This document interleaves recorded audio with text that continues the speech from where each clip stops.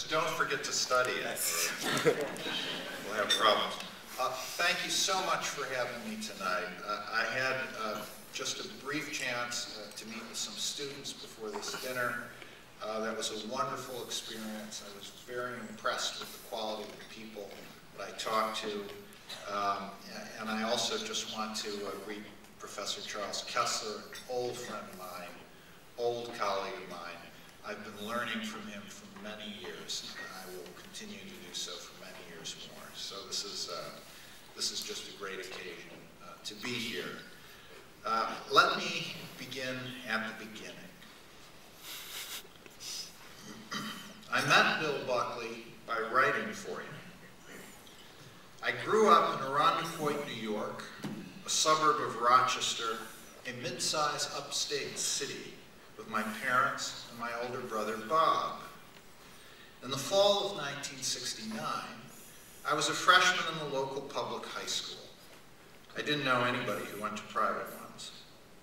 My brother was a junior at Yale. Every weekend of the school year since he'd gone away to college, I wrote him on a small black metal typewriter that had belonged to Mom, a letter rehearsing the events of the week. Basketball games, school plays, little triumphs, tiny disasters, bulletins of adolescence dramatized and ironized. One week, the news barged into this home theater. Opponents of the Vietnam War had called for a nationwide moratorium or day of protests on October 15th. The moratorium looked to be a big thing on college campuses where teach-ins and boycotts of classes were planned. Some kids in my high school decided to join in. I thought they were wrong. I also thought there was something phony about the exercise, simultaneously preening and copycat. The moratorium supporters at Arundecoit High presented themselves as dissidents, but they were tagging along with the national movement, mimicking their elders. I decided to put counter posters, anti-protest protests on the school walls. I imagined myself as a latter-day Martin Luther, taping rather than hammering out criticisms of orthodoxy for all to see. I generated my posters by typing them out over and over on the black typewriter, using carbon paper to produce 4 copies at a time. I had only 12 contentious theses, not Luther's 95. After a night's work, I gave my posters to the world on the 15th. All my efforts and the more organized protests of Moratorium Day that I hoped to deflate went into that weekend's letter to my brother. It made for a longer story than usual, and in his next letter home, he said he'd enjoyed it. Then my father said, "Why don't you send it to National Review?" No one in my family knew anything about journalism. We knew William F. Buckley Jr. from television, and we'd been subscribing to his magazine for half a year. Perhaps that would be entree enough. I took Dear Bob off the beginning of my letter, added a conclusion, and sent it away. Months passed without a word from National Review. I assumed they had not liked the submission and thrown it away, and that this was standard procedure in journalism. Then, after the new year, I got a letter from C.H. Simons, Assistant Managing Editor. Dear Mr. Brookhiser, please forgive our slowness in dealing with your manuscript. It somehow got buried on my desk. This, I would learn, actually was standard procedure in journalism. Miss Buckley, Priscilla Buckley, Bill's older sister and managing editor, Mr. Buckley, and I have read it and are eager to publish it. Anyone who submits something for the approval of the world expects, in some corner of his mind, that he will be approved. But when approval actually came, it was startling. The world of public events, which included the media that reported on them, was out there. Now someone out there had signaled back. More surprises followed. When my article appeared in the issue dated February 24th, 1970, one day after my 15th birthday, it was the cover story. Moratorium Day at Arundecoit High, said the headline, by Rick Brookhiser, student. The next surprise, a few weeks later, was a check for $180. The question of money had given me some anxiety. It must cost something, I thought, to print magazines and distribute them. Perhaps I would be asked to contribute to help defray expenses. The idea that I might be paid in addition to being published was icing on the cake. About the time the check arrived, I began getting letters from readers. There were 20 in all, which would be a piddling response in the days of email and texting.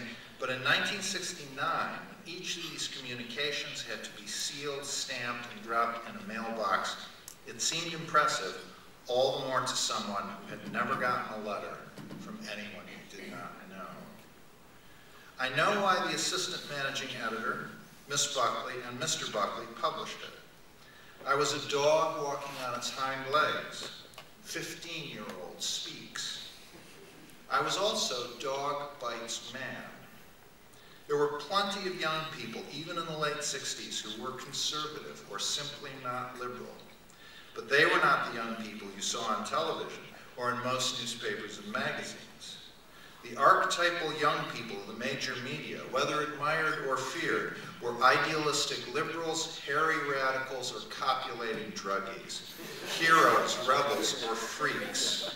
Here, said the editors of National Review, was a kid, a high school freshman no less, who speaks for the unseen.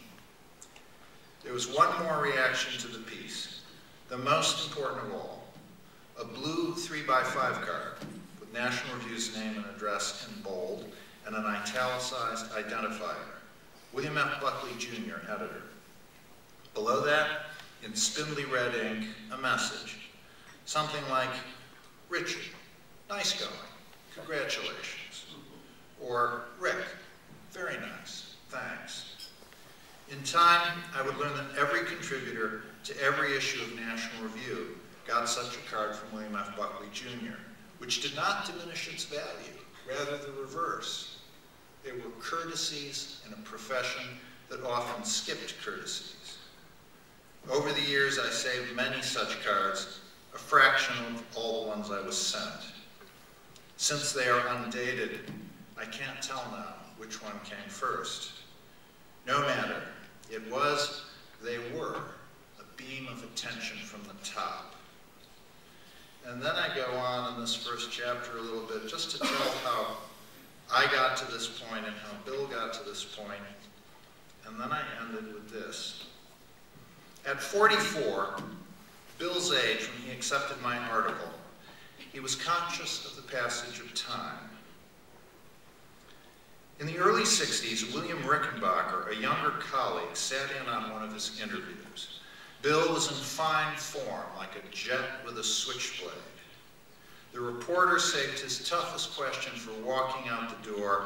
Bill smartly knocked it aside. When the door closed, he turned to Rickenbacker and grinned. I can keep this shit up till I'm 40. He kept it up much longer. But even an enfant terrible senses when he is no longer literally an enfant.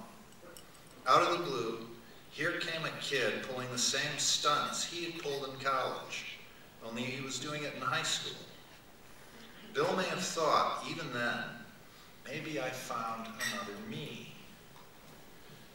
Now, the book, as it goes on, it has 3 arcs, which are all present in that selection that I read you. And the first arc is the arc of biography.